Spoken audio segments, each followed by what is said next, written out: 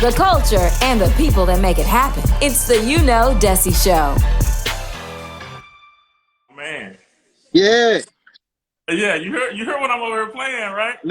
I heard you. I was grooving. Yeah. I've been playing Summertime before that one. There you go. Yeah, let's more appropriate. Yeah, it's getting warm outside, you know. We talking about Wingstop Wing Day, all of that. Yeah. Yeah. So my brother, thank you so much for being on the YouKnowDessie show. I really appreciate you. Yeah, man.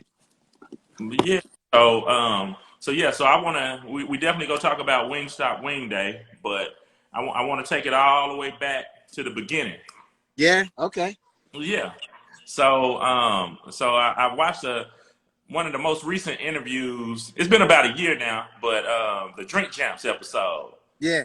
And I really like that interview with you because Noriega has a way of making people relax and be open and chill and you know, we don't really see a lot of interviews with you just hanging out like that.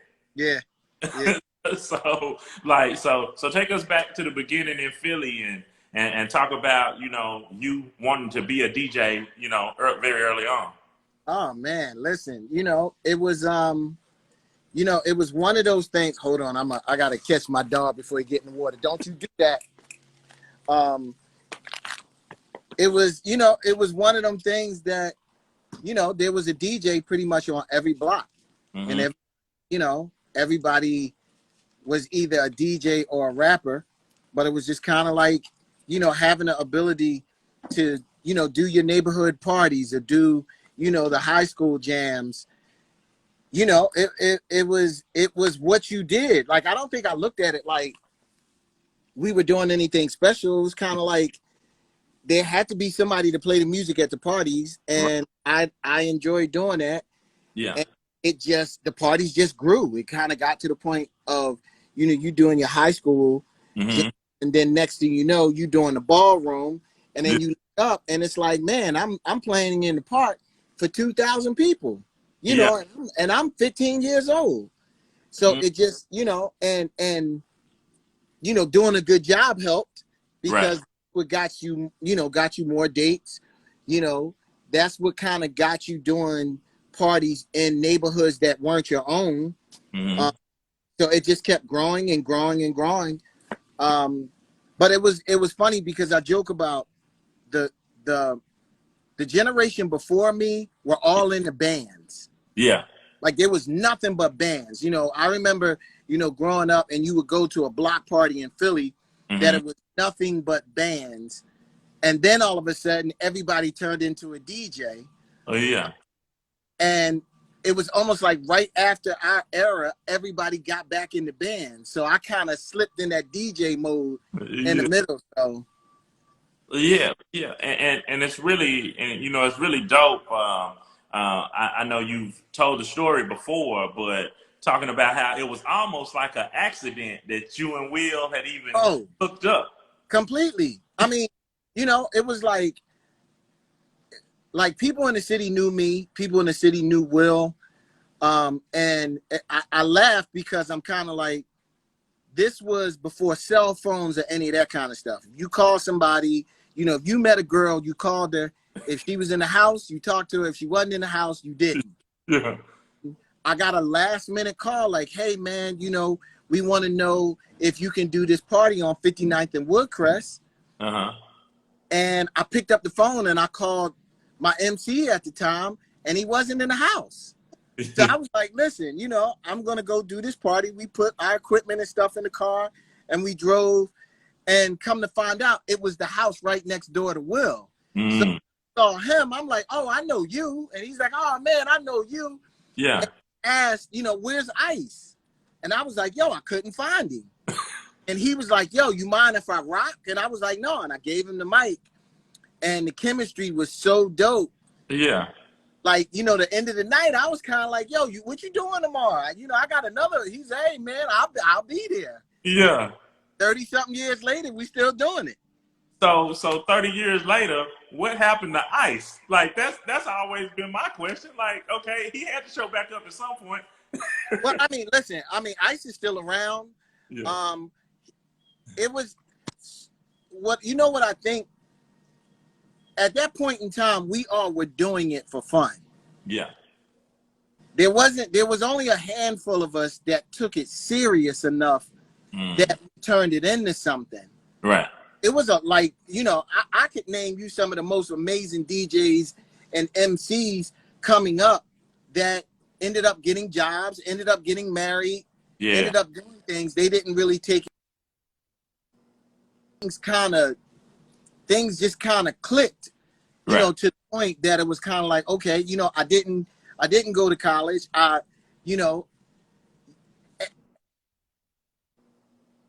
There was a point in time that I was embarrassed to tell people what I did. You know what I mean? Because, at that point, there wasn't a lot of street DJs, quote unquote. Somebody said, you're a DJ. What you were a radio station DJ. Right. You know what I mean? Or you saw the commercial for the pros. You know what I mean? But it was kind of like when somebody would come up to you and like, well, what do you do? It's like, I'm a DJ. And it's kind of like, well, what kind of DJ? I'm kind of like, man, I don't want to say, well, I DJ block parties or I DJ people's house parties. Like it wasn't really a demand for that to the point that people outside would know. We were in the process of creating that demand. Yeah. And it was, no one had aspirations of making rap records. That wasn't our intention. It was kind of like, I was a DJ, Will was an MC. We would go and do all of the high school jams. We'd go out to the park. We would do this. And one day somebody was like, you guys want to make a record? Yeah, and I was going to ask you about that. I was going to ask you how that came together. There was a record company in Philly, Pop Art, which Pop Art was basically the first Def Jam. Yeah. Pop Art had Salt and Pepper. They had the whole Juice Crew. And Pop Art was owned by Lawrence Goodman. Lawrence Goodman's younger brother, Dana Goodman, started Word Up Records. Yeah. And it was funny because we wanted to, we thought we were going to be on Pop Art, and Lawrence Goodman didn't want Will and I. Like, he had Steady B. He was kind of like, no, I don't really want to do that. Yeah. And Dana was like, you know what? Then I'm going to do it. And then Dana was the one that put out Girls Ain't Nothing But Trouble, and that ended up blowing up, and it turned into the Rock the House album. Yeah. But it was I literally looked at it like, I'm going to be able to show my kids one day that I made a record. Right. It was, I'm not going to sit here and tell you that there was this big giant plan because it was so early on that you didn't know. So I was like, you know what? If I could show my kids, like, look, your dad made a record. My older brother made records. He played in a band. Yeah. And so I'm kind of like, man, if I could show that I made a record. And what happened was we put the record out, and within a month, we're in London. Oh, wow.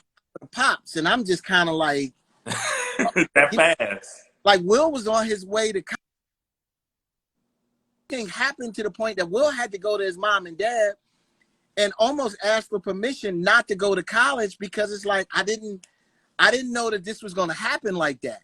Yeah. So we were just kind of like, okay, we just going to ride this and see where this goes. Yeah. Yeah. And going from that side, when did you hook up with Rush Management? Because I know you were with Rush Management. Is that in the very beginning, or was that after? Well, it wasn't in the super beginning. It was kind of like, we put out these records, we started doing shows because, pretty much Jazzy Jeff and the Fresh Prince, Salt and Pepper, Heavy D and the Boys, Kid and Play, we all came out around the same time. Yeah. So we all were doing shows together. Mm-hmm. And we had a show that I'm trying to think, was that a LL Cool J show? I think we got on we got to do some dates on a LL tour. Yeah. Russell came to the show. And we went to Russell before, because everybody knew Russell. Went to Russell and was like, listen, I want you to watch our show, and we would like to know if we could talk to you after the show. And he was like, cool. Yeah. And smashed the show. And then went into the dressing room and basically, you know, matter of fact, we didn't even go in the dressing room.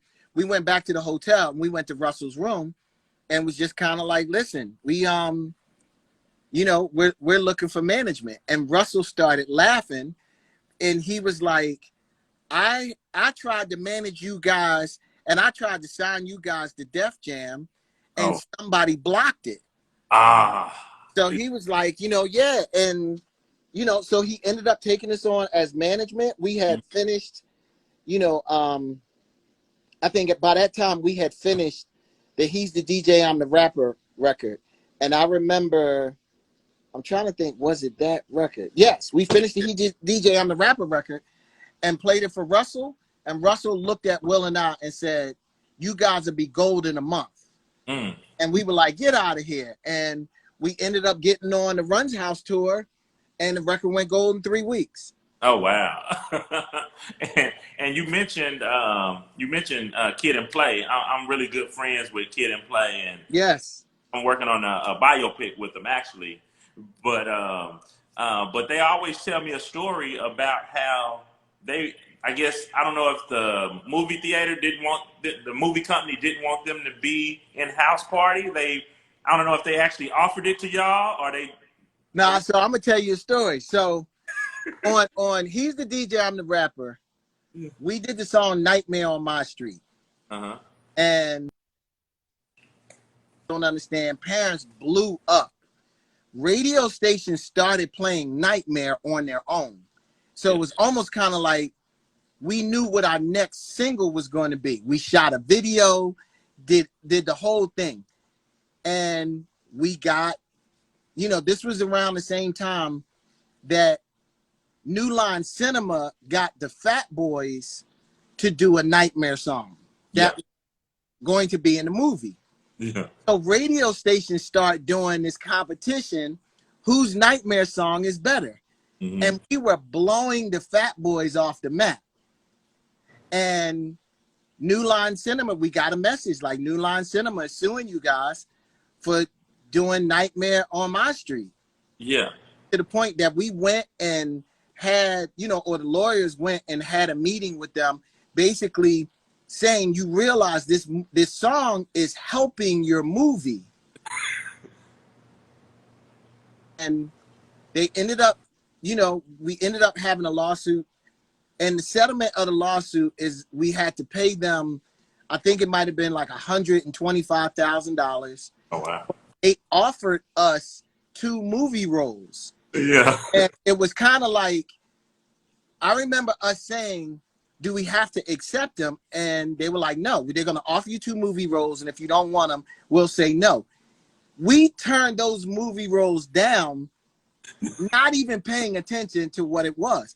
Because House Party was written for Jazzy Jeff and the Fresh Prince. Yeah. If you pay attention to House Party, there was a DJ and a rapper. Yes. And what happened was when they submitted it to us and we were like, nope, we don't want to do it. You know, it was like, okay, get Kid and Play to do it. And then it came out and we were kind of like, shit, wow. I didn't like that blew up. Yeah, it was really like, I still have the original script that they sent us. Oh, wow. That's dope. Yeah, but yeah, literally Play tells that story all the time. And so but it worked out great, you know, because I didn't really have aspirations to be in the movies. Yeah. I only did the Fresh Prince because it was Will. And, you know, but that was Will's thing. And I think Will made the right move by turning it down. And I think Kid and Play made the perfect move by doing it. Yeah, for sure. And then you bring up Fresh Prince. That, you know, definitely a great, one of the classic shows ever. And I wanted to bring it up because a lot of people don't know that you're responsible for all the music on the show. You know, they just think you're on there just a little bit and that's kind of it. But talk about that. Yeah, you know what it is? I did the theme song. Yeah. Quincy Jones III was doing all of the bumpers in and out. And it was funny because it was a point in time that I really wanted to kind of understand how that was, and I got a chance to kind of go in with QD3 to see the process of that.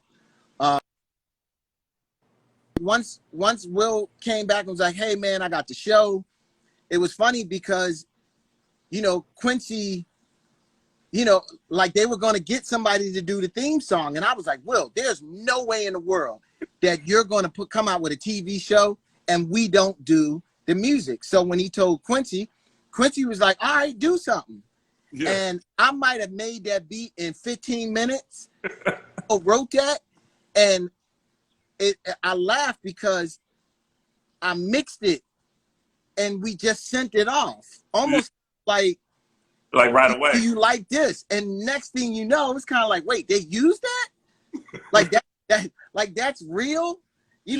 I get shocked at, and I said that on, I said that on Drink Champs, that someone brought it up to me and they were just kind of like, you do realize that the biggest, most recognizable song ever in hip hop was the Fresh Prince of Bel-Air. Yeah. It took a second for me to think about it, because of course, I wanted to debate it. No, it's not. No, it's not. And then I thought about it and I'm like, yeah, it has been on in every country in the world.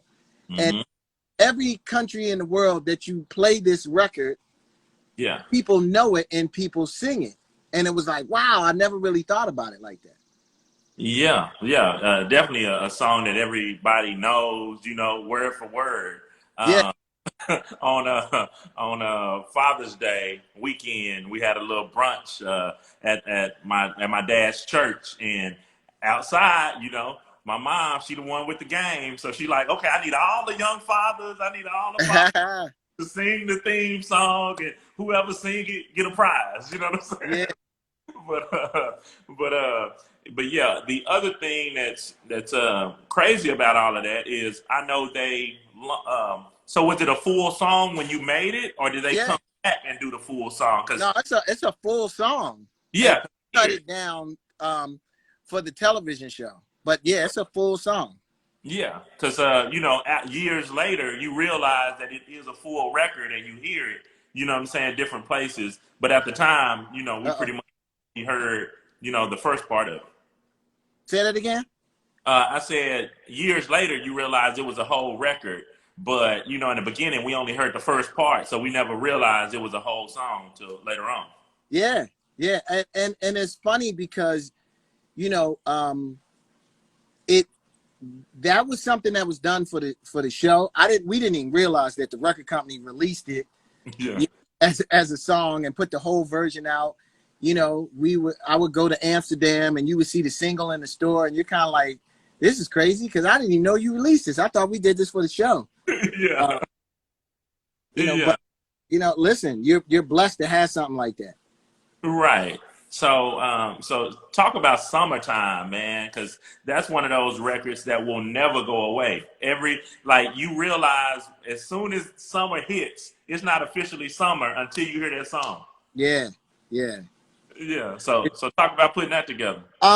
What's crazy? Summertime that was the first year that Will went to LA for the Fresh Prince. Mm-hmm. And anybody on the East Coast knows the importance of seasons. You got winter, spring, summer, fall, and your emotions change when it comes to the seasons. When you get to the point, spring is kind of like, oh my God, I've been cooped up all year. There's a bunch of people I haven't seen. It's always that girl who she got a little bit thicker or bigger or something happened.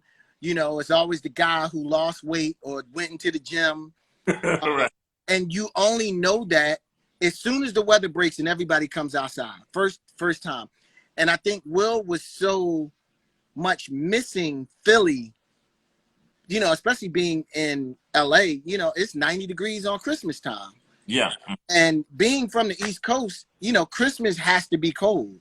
Yeah. You know what I mean? You got to get the warm up on the spring and you got to get those blazing hot days in the summer. The leaves turn golden brown in the fall. And he was missing that.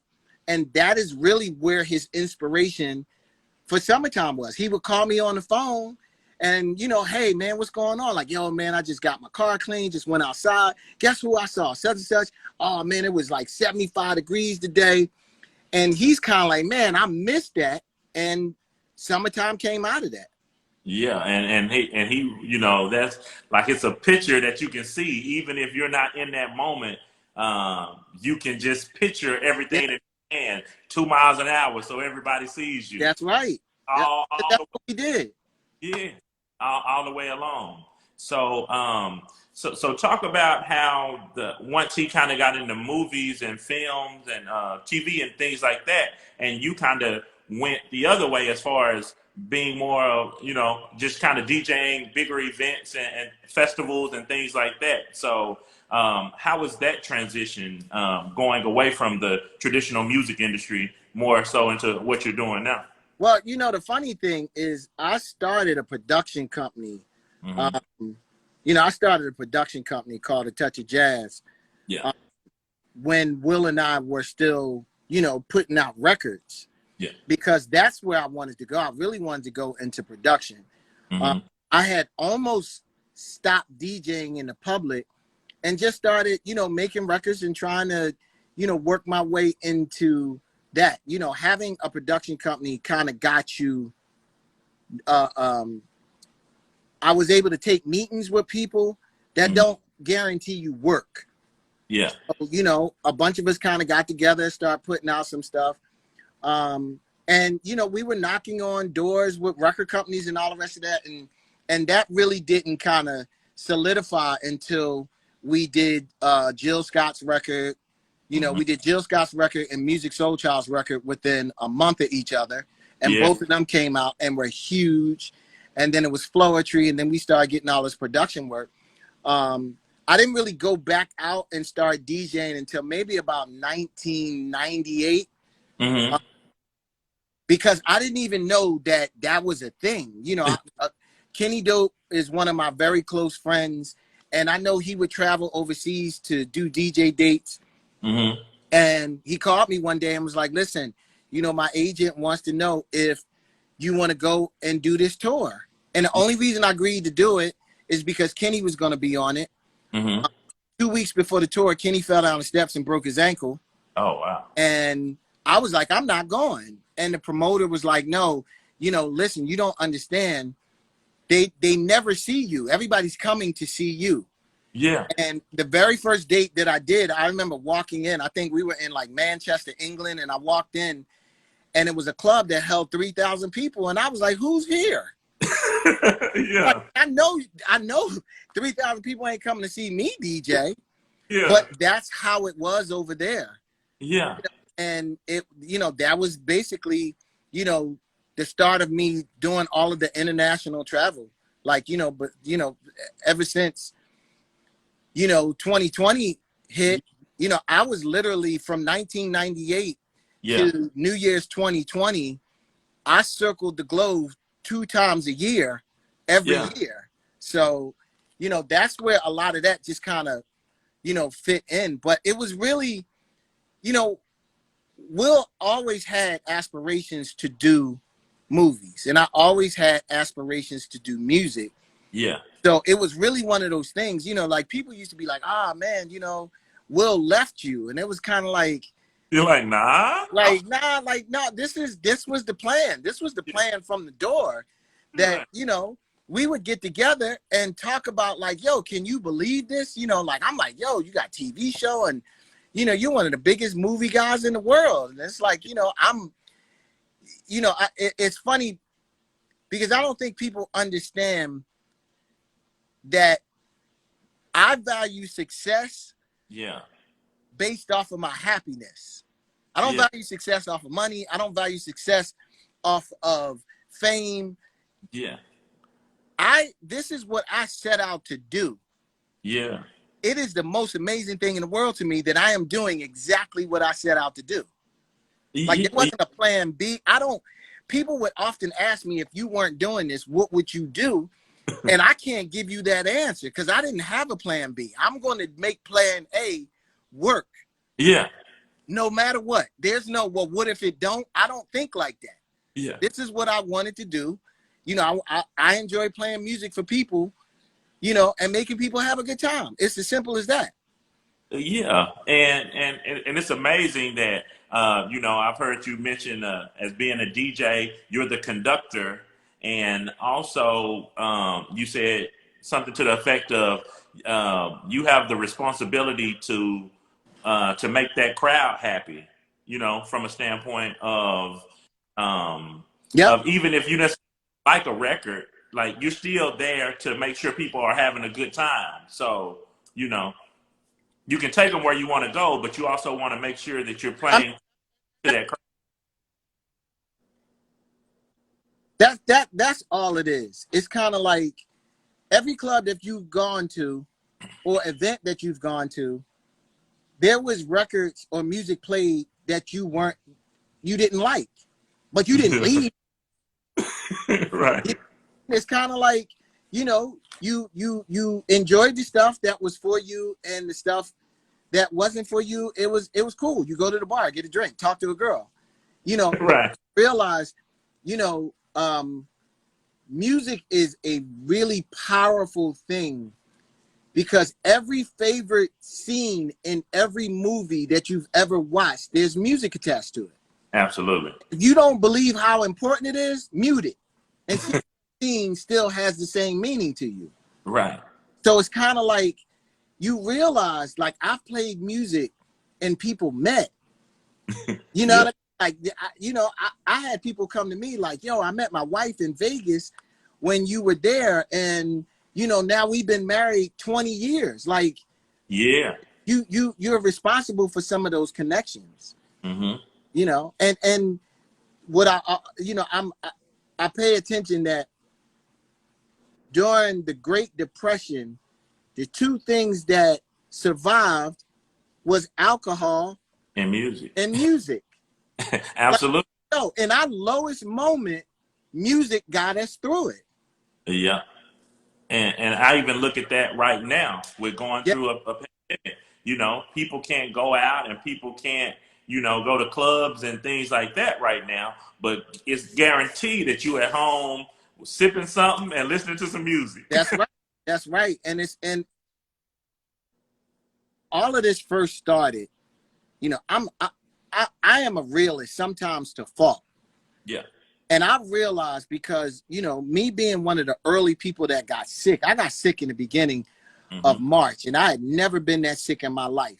Yeah. I was sick to the point that I was like, I will guarantee anybody, you will not be in a club for at least a year.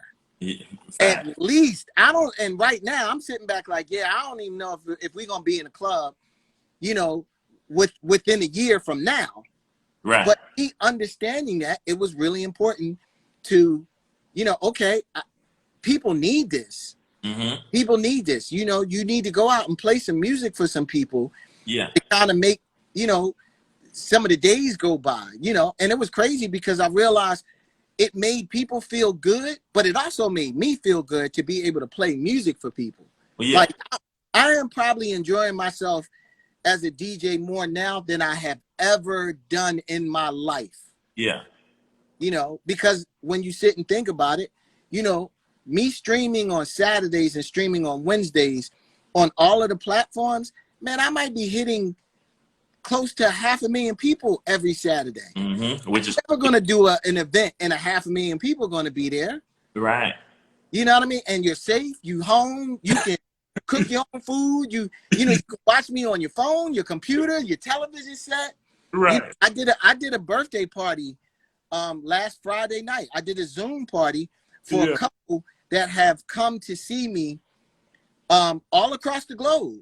Yeah. And the husband was turning 50, and you know, they were planning to come and find me wherever I was. Once this happened, I did a Zoom party. That might have been one of some of the most fun I ever had. Yeah. Uh-huh. And Yeah. I'm home. Right. And it's amazing that, you know, with the use of technology, you know, how we're able to connect the world in a different way. I know, oh, shout out to Buckshot Shorty. Uh, My brother. yeah. Buckshot in here. But yeah, so but it's just amazing how we can connect that way. And you know, you don't have to worry about circling the globe a couple times now. You can just do it from, you know, from the house. So Yeah, like yeah. And you know what? I didn't realize, I put in 22 years of traveling around the globe. I never realized how taxing that was on your body. yeah. That I probably feel the best that I felt right now, because my body has, pretty much had 6-7 months to recuperate from, Hmm. and I haven't gotten on a plane. I haven't, you know, I haven't put that taxing on my body that I've done. So I'm, Yeah. Yeah, and with the pandemic, you realize truly what's important. Being at home with your family. You know what I'm saying? Like you cut off the extra and man, listen, I was so sick. The one thing that I've realized is when I was at my worst, I prayed for health, not wealth. absolutely. Like I've realized, like I just want to be able to spend time with my wife and time with my kids, Hmm. and that, you know, not going off on a deep tangent. I firmly believe that all of this that's happening now was a reset from a higher power. It was kind of like, listen, y'all tripping. Yes. I think I need to in some kind of way to make you understand what's important. Hmm. Yeah. Because this evened a lot of things out. Like it like if and even from a creator standpoint, right? Yep. Like if you creative and you got a cell phone, everybody is even. It ain't no Hollywood production right now. It's you and your cell phone. What can you make happen with you and your cell phone and your laptop? You know what I said when we started off, especially in the early days of hip hop. I looked at us like we were hunters and fishermen. Like that's what we did. We made speakers. We Yeah. went and got wood and nails, and we made speakers, and we blew speakers. Like we figured it out Yeah. because it was so early. And then technology got to a point that we didn't have to figure it out anymore. Hmm. All this is tapping you on the shoulder and making you bring back out those hunting and fishing skills. Like you got to do it for yourself. Like it's me, my wife, and my kids. Yeah. For You know, sure. and figuring it out. And I think the hunters and the fishermen are okay during this time because it's kind of like, hey, all I did is just tap back into my natural resources. Absolutely. That's how my show started. You know, I do marketing and my background is radio. I used to be Tom Joyner's assistant and sell the cruise and everything like that. And it's like, okay, I have a background in media and entertainment. Yep, You know, people can't go anywhere. People are going to answer the phone right now. there you So go. hop on live with people and it really turned into something. You know Yep, what I mean? Yeah. And so shout out to Ro Parrish too. That's my dog. We went to college. oh, that's right. So definitely wanted to make sure I shouted him out. But yeah, man. So talk about your partnership with Wingstop and what's going on with Wingstop Wing Day. Uh-oh. Say that again. You froze for a second. Oh, I said talk about Wingstop Wing Day and your partnership with Wingstop. Oh man, listen. When we started doing the Magnificent House Party on Saturdays, Wingstop called me like one of the first weeks and was like, "Hey man, I'd love to send you some wings, while you streaming." And we were like, "Wow, this is cool." Wings were incredible. And then we started talking a little bit more, and they were kind of like, we want to put together this festival. Yeah. Um, and they asked me if I could curate it. I went and started thinking about who would be right for this. When I tell you Wingstop has done this so right, um, you know, being able to pick the right DJs that pretty much will cover all of cover all the genres of music. Hmm. This is covering all around the globe. Yeah. Shortcut is starting at midnight tonight. Hmm. And then you got Mr. Thing, in London, incredible DJ, Yeah. is tomorrow. and then you got, you know, DJ Puffy, you know, 3-star world champ in Barbados, and then Yeah. you got Craze in Miami, and then I play, and then Z Trip closes it out. Like, you know, I don't know if you would get that lineup in person. Right. Yeah. But, you know, it's like you got to give credit because, you know, there's a lot of companies that are trying to figure out ways to, you know, market and promote. You really appreciate when you get companies like Wingstop that is doing it right. Like, Yeah. you know, like doing it right, you know, from the merchandise to the advertisement, you know, that I'm kind of like, man, you know, Yeah. I'm hoping there you know what I mean? I'm hoping like this is Wingstop Wing Day Music Festival #1. I hope this is going to be something that's going to be carried on, you know, if not every year, a couple of times a year. Yeah, and shout out to Dane. Shout out to Dalen, man. Yeah, Dalen, that's my guy. listen, I'm like, but see, you know, that's what I'm saying. Like, I'm hoping that there's a lot of other companies that are watching and paying attention. You know, because if we are going to be here for a while, this is about to be the norm. Absolutely. This is about to be the norm, man. You know, I'm already working on Halloween and New Year's. Like, listen, you know, this is it. Yeah, for sure. But and also talk about some of your recent projects, so we can make sure that the audience goes and check those out. My boy is DJ Mick. Me and DJ Mick talked the other day. Yeah. Y'all have Listen, you know what? It is my focus really turned into, you know, once I started playing music and you know, people come in and you realize that people are enjoying it and people need it. You know, that's why I do a lunch break at noon on Wednesdays, which we're not going to do it tomorrow because we're doing the festival. Yeah. And then I do a magnificent house party in the winter. You know, we moved it to the pool party for the summer every Saturday, you know, from 3 p.m. to 5. Yeah. You know, that's it. I'm trying to become people's radio station. I have, you know, shout out to Ro and shout out to my brother Kush and, you know, and a bunch of other people that join us every week. You want this to turn into something that people can rely on, something that people are just like, yo, I'm there every Saturday. Yeah. Yeah. That's really dope, man. And I really want to commend you for that because even coming back from music and, you know, from the 80s and 90s, you know, like you and D Nice, Yep. like y'all are the ones, like y'all are the gold standard to me for DJs that knew how to transition all the way through the business and like even now with the corporate partnerships and things like that. So Yeah. I always pay a lot of attention to the business that you do, just not only the music, but the business side of it as well. So I definitely want to commend you for that. Yeah, I mean, listen, you know, shout out to my brother D Nice. D Nice jumped on this, you know, in the beginning, and we had a conversation. Like, he wasn't thinking that it was going to be this. D Nice realized we're all locked away, and you know what? People might want to hear some music. Yeah. Started DJing and looked up, and it was 100,000 people, including Oprah and everybody else, because we all needed it, you know, and that he kind of set the blueprint. You know, that it's, you know, you're trying to fill a void of people that used to go out and go into the clubs.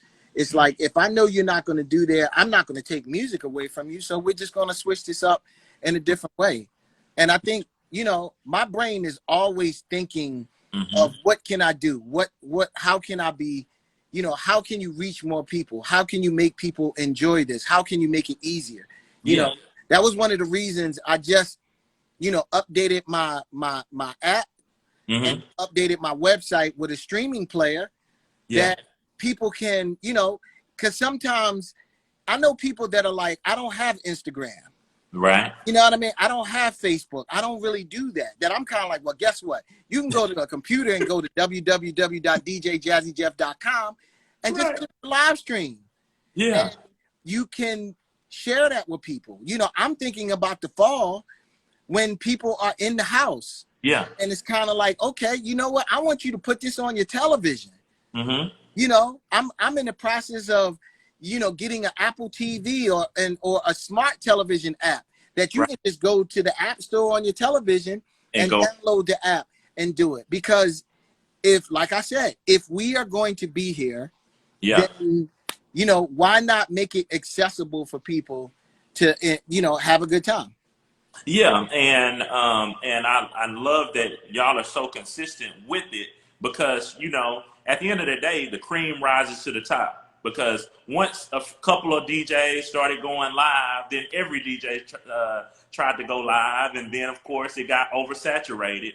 But the cream will always rise to the top. The people that do it the best will still come out in the end, you know. Yeah, I mean, you know what, and I appreciate all of the DJs that are playing music for the public. I kind of believe that you should not be playing based off of your numbers. Yes. Like at the end of the day, Yeah. if there's 2 people in the club or 200 people in the club, I'm playing the same way. Yeah. Because those 2 people are just as important as the 200. I think people start looking at numbers and then they take their foot off the gas. I'm like, man, I look at this like I just opened a store. Yeah. I got 2 people that came in the store. I need you to leave and go tell 2 more people. Right. And if they come in, then y'all, all 4 of y'all tell, you know, 2 people. And that's how you grow it. And I think you get so many people that are paying so much attention to the numbers, you know, and I get it because that's the social media thing. That it's like how many numbers or how many followers, you know. It's kind of like I'd rather have 1,000 authentic followers than 10,000 fake ones. Right. For sure. And the numbers, and you know, and like you said, if it's 5 people, if it's 10 people, it don't matter because you never know who those 5 or 10 people are connected. Yes. Because you don't know who's in the crowd. Right. I've done shows. Facebook was in the crowd and came to me and was like, oh my God, this was so great. Took a picture, shook his hand, never paid any attention to it. Come to find out, I'm like, yo, Facebook called me for a show. Like, wow, how'd you know? Well, the CFO was at your show in San Francisco. So it's you know, let me tell you something. Like I said, you could have 100,000 people and you can have 10 people. If you got 10 of the right people, all that matters. Change your life. All that matters. Yep. Well, man, thank you so much. I know we went over the time a little bit with you. I don't want to take up all your day, but I really appreciate you for jumping on my show, man. It means so much to me. I appreciate it, man. This was great. And keep doing that, man, because, you know, like I said, you're filling a void for people when they're home. And when the world opens back up, people ain't going to forget this. Yeah. Like, and I tell people, don't think that it's going to end when the world opens back up. You started something. You gotta see this all the way through to the end. Absolutely, man. And I would definitely do that. And I appreciate you, my brother. I hope you have a great day. Likewise. See you tomorrow. Tomorrow, Wingstop Wing Day. That's right. Go to wingstopwingday.com. Shout out to Dalen, everybody over at Wingstop. You see they got me right. There you go. Got the Wingstop hat on. Yeah, absolutely. Dalen, you need to send me a hat. All right, man. All right, man. Yeah. Thanks for listening to the YouKnowDessie Show. Don't forget to click subscribe. You can also follow Dessie on Instagram at YouKnowDessie.